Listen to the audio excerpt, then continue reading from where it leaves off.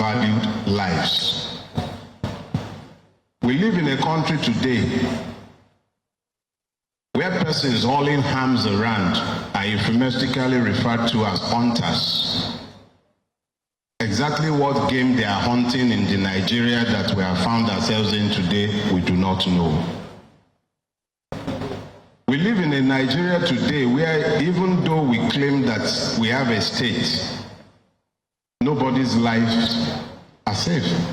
People sleep sometimes one eye open, or perhaps with both eyes fully opened, simply because the state has failed in its most basic of duties, which is to protect the lives and properties of those who are trapped within its territory. In the Nigeria that we have today, the president wakes up one day and summarily pronounces decisions that are completely at variance with the constitution that we are already bellyaching is illegitimate. So even the basic adherence to basic principles, where we know exactly by what rules we are governed, is already lost.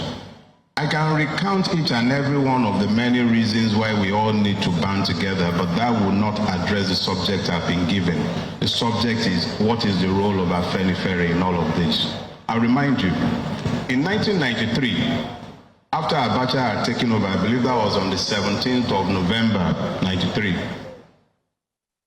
Nigerians were crying in their separate parts, and people had different arguments and complaints, but it took one tendency to act as a bond to bring together the disparate groups that were dissatisfied with the Nigeria that was foisted on us with the annulment of the election. That group was Afenifere. It was the dominant group in what became Nateco. Where we are today is worse than where we were in 1993. History has come full circle. Between 1993 and 2023, you have 30 years. But in those 30 years, the exact same thing that precipitated the crisis in 1993 has happened again in 2023. The will of the people stopped mattering. When the will of the people do not matter, the very foundation of society is threatened. Afenifere's duty in this season is to help the Nigerian people to find a way to recognize the commonalities of their affliction so that they are not speaking at cross purposes even when they ought to be speaking to free each other or acting to free each other. Let me be clear, and I'll get out of your faces with this. When we allow the distractions that are usually employed to take hold, instead of speaking to our freedom, we would ultimately speak to our divisions. Those who profit by reducing our capacities as human beings, it's not even talking about our capacities as citizens, our capacities as human beings are constrained by what we have allowed to happen to us. So it is critical that Afenifere offers everybody a platform.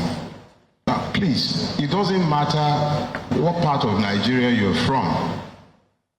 Those folk before me eminently have made clear to you, Afenifere was not founded for the Yorubas. It was founded for Nigerians.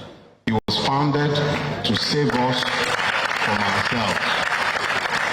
We are asking you that just as we made ourselves available as a platform in 1993, if you look at where we are today, you shouldn't need us to tell you that there is a critical need to come together again, find common purposes as Nigerians, because that's where we are today, and then look for a way out of where we are.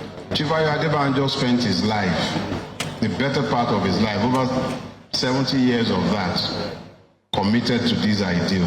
He never walked away from it. All the time that we were busy belly aching about what was happening to us the late 2020, 2021, I remember, and I can still hear Baba's voice in my head. Hello, organize. Go and organize yourselves. He was constantly telling us about the need to organize ourselves. What we've done today has been done in his memory, but he has played his part and he has left. What we do with the charge he has left behind is entirely up to us. But what we as Afenifere are offering you today is an opportunity to work with us, to find common ground, to find common purpose, so that we might all save ourselves from where we are today. This is not desirable. Thank you very much.